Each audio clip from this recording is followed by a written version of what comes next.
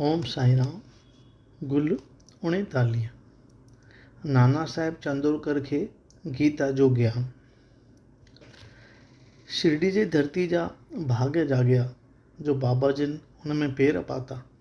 ऐं श्री द्वारका माई मस्जिद बि धन्य आहे जंहिंमें बाबा जिन अची निवास कयो ऐं आख़िरी समाधि वरिती। शिरडी जा नंढाणियूं पिणु धन्य आहिनि जिन खे बाबा जिन जो दर्शन हर रोज़ु थींदो हो। बाबा जिन जे पधारण खां पोइ शिरडी जो छोटो ग्राम हिकु तीर्थ स्थान बणिजी पियो जिते हर को सनानु करण महिल, पीसाई करण महिल ऐं घरू कमु कंदे बाबा जिन जा भॼन पियो ॻाईंदो ऐं ॿुधंदो हो। कंहिंखे बि ख़बर कान हुई त बाबा जिन संस्कृत जा ॼाणू आहिनि। हिकु ॾींहुं नाना साहिब चांदोरकर खे गीता जे हिकु श्लोक जो अर्थ सम्झाए सभिनी खे वाइड़ो करे छॾियऊं। नाना साहिब चांदोरकर ख़ुदि वेदांत जो विद्वान हो। हिन गीता जे अभ्यास लाइ केतिरियूं ॿियूं टीकाऊं पिणु पढ़ियूं हुयूं ऐं खेसि पंहिंजे ज्ञान जो अहंकार पिणु हो। ऐं ईअं ई दिलि में ख़्यालु होसि त बाबा जिन संस्कृत खां बिल्कुलु अणवाक़िफ़ु आहिनि। इन करे अंतर्यामी बाबा जिन संदसि अहंकार टोड़ण जो वीचार कयो। उन वक़्तु मस्जिद में माण्हू थोरे अंदाज़ में ईंदा हुआ ऐं एकांत में वार्तालाप कंदा हुआ। हिकु अहिड़े मौक़े ते नाना साहिब बाबा जिन जा चरण दॿाए कुझु गुनगुनाए रहियो हो। बाबा जिन पुछो, नाना तूं धीरे धीरे छा चई रहियो आहीं? नाना चयो, गीता जो हिकु श्लोक पढ़ी रहियो आहियां। बाबा पुछो, उहो श्लोक कहिड़ो आहे? ॾाढियां पढ़ी ॿुधाए। नाना चयो, तद्वेदी पणिपातेन परिप्रश्नं सेवः उपदिश्यन्ति ते ज्ञानम ज्ञानिशन्तु दर्शनम। बाबा चयो, तोखे हिन श्लोक जो अर्थ अचे थो? नाना चयो, जी महाराज। बाबा पुछो, जे अचे थो त मूंखे ॿुधाए।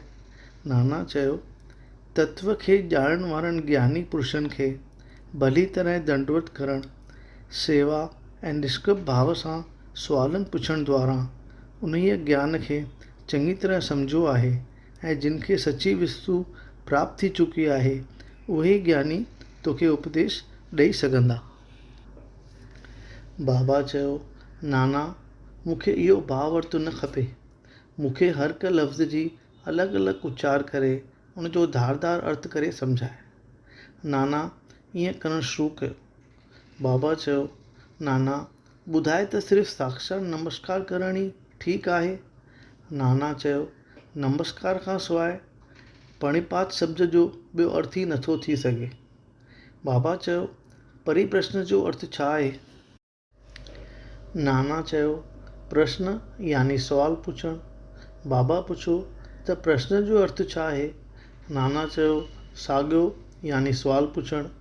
बाबा चयो, जेकॾहिं परिप्रश्न ऐं प्रश्न ॿिन्ही लफ़्ज़नि जो अर्थ साॻियो ई आहे त पोइ व्यास महाराज प्रति उपसक छो कत बांधो? व्यास महाराज जी ॿुधी बि चकर खाई वई हुई छा? नाना चयो, मूंखे परिप्रश्न लफ़्ज़ जी ॿिए अर्थ जी ख़बर न आहे। बाबा चयो, शेवा कहिड़े प्रकार जी शेवा कजे? नाना चयो, जेकी शेवा असीं कंदा आहियूं। बाबा पुछो, त छा इहा शेवा ठीकु आहे? नाना चयो, इन खां वधीक मूंखे शेवा लफ़्ज़ जे अर्थ जी ख़बर कोन्हे। बाबा चयो, हेठी सिट उपदिश्यन्ति ते ज्ञानम में ज्ञानम लफ़्ज़ जे जाइ ते ॿियो लफ़्ज़ कतब आणे अर्थ करे सघंदे? नाना चयो, जे हा। बाबा पुछो, कहिड़ो लफ़्ज़? नाना चयो, अज्ञानम। बाबा चयो, लफ़्ज़ अज्ञानम जे कतब आण करे कहिड़ो अर्थ बीहंदो? नाना चयो, जे न, शंकर भाष्य में इन तरह जी का बि रचना कोन्हे। बाबा चयो, न आहे त पोइ छा? जेकॾहिं अज्ञानम लफ़्ज़ कतब आणण सां ॿियो सुठो अर्थ निकिरी सघे थो त उन में कहिड़ो एतिराज़ु हुअणु घुरिजे? नाना चयो, मां नथो सम्झां त हिन सिट में अज्ञानम लफ़्ज़ कंहिं बि तरह कतब आणे सघिबो। बाबा चयो, कृष्ण महाराज अर्जुन खे ज्ञानियुनि ऐं तत्वदर्शियुनि खे नमस्कार करणु, सुवाल पुछणु ऐं शेवा करण जो उपदेश छो ॾिनो? कृष्ण पाण तत्वदर्शी कोन हो छा? कृष्ण पूरो या यथार्थ ज्ञानी कीन हो छा? नाना चयो, जे हाँ, बेशक पूर्ण ज्ञानी हो, पर मुंहिंजे सम्झ में नथो अचे त कृष्ण अर्जुन खे ॿियनि ज्ञानियुनि लाइ छो चयो। बाबा चयो, तुंहिंजे सम्झ में अञा कीन आयो छा? इहो ॿुधी नाना लाजवाब थी वियो ऐं संदसि घमंड दूर थी वियो। पोइ बाबा ख़ुदि अर्थ हिन तरह सम्झायसि। ज्ञानियुनि खे फ़क़ति साष्टांग नमस्कार करणु ठीकु न आहे। असांखे अन्य भाव सां सतगुरु जे शरण में पवणु घुरिजे। फ़क़ति सुवाल पुछणु बि ठीकु न आहे। खोटी प्रवृत्ति या पाखंड जा ॿोल ॼार में फासाइण या हरूभरू चूक कढण जी भावना सां सुवाल न पुछणु घुरिजे, पर उन जे बदिरां फ़क़्ति मोक्ष ऐं आध्यात्मिक मार्ग ते वाधारे करण जे तेज़ चाह ऐं तिखी भावना सां ई प्रश्न पुछणु घुरिजे। ॿियो, मां शेवा करण या क़बूल न करण लाइ बिल्कुलु स्वतंत्र आहियां। वावरी भावना सां जेको कमु कंदो तंहिंखे शेवा कीन कोठे सघिबी। हिन खे अनुभव करणु घुरिजे त मूंखे पंहिंजे शरीर ते बि अधिकार न आहे। शरीर ते अधिकार सिर्फ़ु गुरूअ जो ई आहे ऐं फ़क़ति उन जी शेवा लाइ हू ॿधलु आहे। इन्हीअ तरह हलत करण सां गुरूअ द्वारा ज्ञान जी प्राप्ति थी सघंदी, जीअं हिन श्लोक में ॿुधायो वियो आहे। नाना जे मग़ज़ में अञा कीन वेठो त गुरू कहिड़ी तरह अज्ञान जी सिख्या ॾींदो। बाबा चयो, ज्ञान जो उपदेश यानी आईंदे में अनुभव प्राप्त थियण वारी सिख्या। अज्ञान जे नाश करण खे ई ज्ञान थो चइजे। गीता जे हिकु श्लोक में चयलु आहे त हे अर्जुन, जॾहिं तूं निंड ऐं सपने में भंग पवे तॾहिं तूं पाण आहीं। ज्ञानेश्वरी गीता में लिखियलु आहे त ज्ञान माना आहे अज्ञान खे नाश करणु। अंधकार नाश थियण जी माना आहे प्रकाश। जॾहिं असीं द्वैत भाव खे नाश करण जी चर्चा कंदा आहियूं, तॾहिं गॾोगॾु अद्वैत भाव जी बि चर्चा कंदा आहियूं। साॻे अंधकार खे नाश करण जी चर्चा माना प्रकाश जी ॻाल्हि करणु। जेकॾहिं असीं अद्वैत भावना जो अनुभव करणु था चाहियूं त असांखे द्वैत भावना खे नाश करण ते द्वैत भावना प्राप्त करण जी निशानी आहे। द्वैत भाव में रही अद्वैत जी चर्चा केरु करे सघंदो? पद ते पहुचण खां सवाइ अनुभव प्राप्त कीअं थींदो? शिष्य बि गुरूअ वांगुरु ज्ञान जी मूर्ति आहे, पर ॿिन्ही में ऊचे अनुभव, अद्भुत ऐं अलौकिक सत्य, योग्यता ऐं ईश्वर बि योग जी मंज़िल जो तफ़ावत रहे थो। सतगुरु निर्गुण निराकार सच्चिदानंद आहे। हू पंहिंजे इच्छा अनुसार ई मनुष्य जातीअ जो कल्याण लाइ ऐं विश्व कल्याण लाइ शरीर धारण कनि था। तंहिं हूंदे बि हिननि अनंत परमात्मा जी सत्ता में विच में का रंडक कान थी पवे। हिननि जे सत्य वस्तु जी प्राप्ति, देवीय शक्ति, ज्ञान हमेशह हिकु जहिड़ो रहे थो। हक़ीक़त में शिष्य जीव जो रूप पाण ई आहे, पर बेअंत जन्मनि जे सबबु करे शिष्य जे शरीर में अज्ञान रूपन थिए थो, जंहिंजे असर करे जीव भ्रम में पइजी थो वञे ऐं पंहिंजे सचे स्वरूप खे विसारे पियो चवे त मां हिकु दुर्बल ऐं असहाय प्राणी आहियां। गुरु उन ज्ञान जे पाड़ खे कटे फिटो करे थो ऐं सिख्या ॾींदो रहे थो त तूं ख़ुदि ईश्वर आहीं ऐं सर्वशक्तिमान आहीं। तॾहिं आहिस्ते आहिस्ते जीव जो इहो भ्रम दूर थिए थो त मां ऐं हीअ दुनिया धारदार वस्तु न आहियूं, मगर हिकु आहियूं। इन भ्रम ऐं अज्ञान नाश करण लाइ असीं जीवन खे पाण खे सुवाल पुछणु खपनि त हीअ अज्ञान कीअं पैदा थियो ऐं ईश्वर किथे आहे। अज्ञानी जीव जे मन में ख़्याल पैदा थियनि था त मां हिकु प्राणी जीव आहियां, आत्मा न पर शरीर आहियां।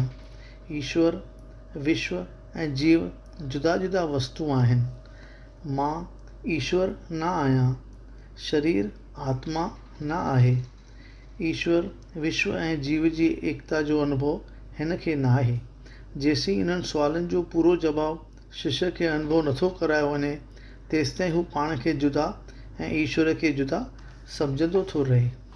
उन ई अनुभव कराइण खे ई ज्ञान जो उपदेश चयो वञे थो। हाणे सवाल थो उथे त जीव खे तूं पाण ज्ञान मूर्ति आहीं जो सबक़ु पाढ़णु या मंत्र पके कराइण जी ज़रूरत कहिड़ी आहे?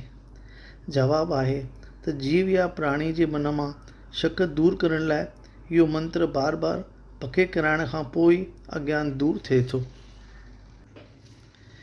बाबाजीन चयो त पणिपाद शब्द जी माना आहे शरणागति। शरणागति माना तन मन ऐं धन गुरूअ खे सौंपणु, यानी गुरूअ जी अनन्य भाव सां भक्ति करणु।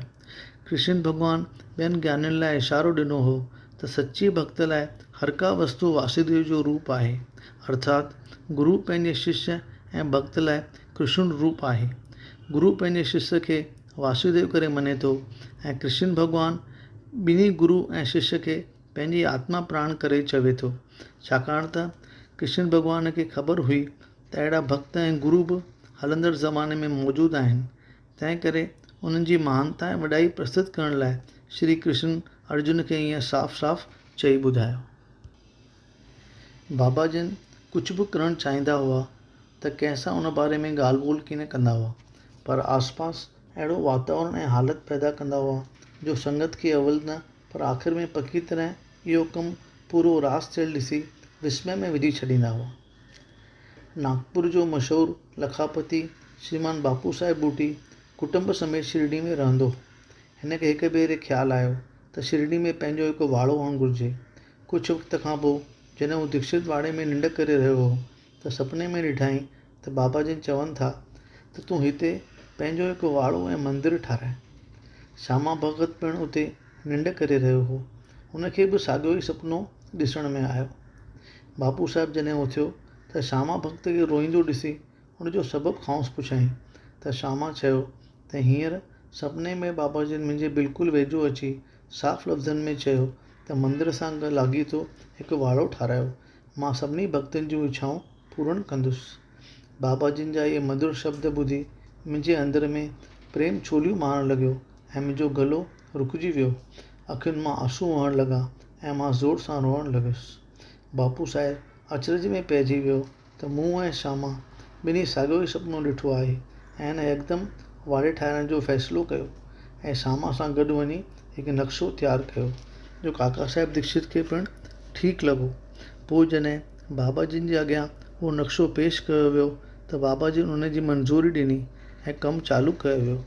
श्यामा जे संभाल हेठि हेठी मंज़िल, तहखानो ऐं खूह बणिजी तयारु थिया।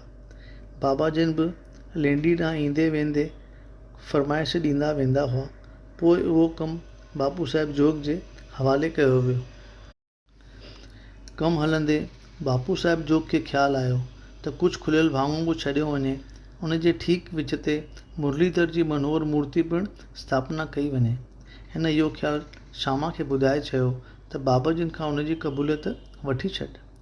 पोइ जॾहिं बाबा जिन उतां भरिसां लंघिया तॾहिं श्यामा बाबा जिन खे उन बारे में अर्ज़ु कयो ऐं मंज़ूरी ॾिनी। मंज़ूरी मिलण खां पोइ कमु आरंभ कयो वियो ऐं श्यामा जी नज़रदानी ऐं देखभाल हेठि विलीन सां ढकियल मुंहुं पिणु तयारु थी वियो। हिकु ॾींहुं बाबा जिन वाड़े भरिसां लंघंदे चयो त जॾहिं मंदरु तयारु थी वेंदो त मां पाण हुन में अची निवास कंदुसि।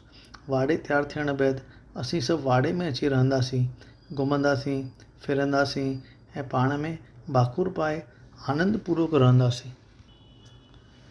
श्यामा पोइ चयो त हिन मूर्तीअ खे विच ते विराजमान करण जो महूरत करियूं। बाबा जिन जे हा करण ते नारेल आणे भङो वियो ऐं कमु प्रारंभ कयो वियो। ठीकु समय ते मुरली मनोहर जी सुंदर मूर्ति बनाइण जो प्रबंध करण में विघन पइजी वियो जो ओचितो बाबा जिन जे शरीर जी हालति चिंताजनक ऐं गंभीर थी वई ऐं ॾिसण में ईअं पिए आयो त शरीर त्याग करण वारा आहिनि। इहो ॾिसी बापू साहिब खे चिंता वेड़ी वई त बाबा जिन हलिया विया त वाड़ो संदसि पौत्र चरण कमलनि जे स्पर्श करण खां वंचित रहिजी वेंदो ऐं वाड़े ते मुंहिंजो ख़र्चु कयल 1 लख संदनि पेरनि घुमाइण खां सवाइ व्यर्थ अजायो थी वेंदो।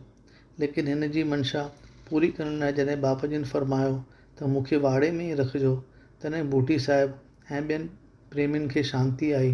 पूरे वक़्तु गुज़रण बैदि बाबा जिन जो पौत्र शरीर मुरलीधर जे मूर्ति रखण वारी जाइ ते रखियो वियो, यानी बाबा जिन ख़ुदि मुरलीधर बणिजी विया ऐं वाड़ो बदिलजी साईं बाबा जो समाधि मंदिर थी पियो।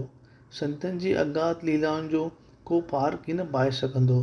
धन्य आहे बापू साहिब बूटी जंहिंजे ठाहियल वाड़े में साईं बाबा जो पौत्र शरीर अञा ताईं विश्राम करे रहियो आहे। ओम साईं राम। गुड़ 39 पूरो थियो।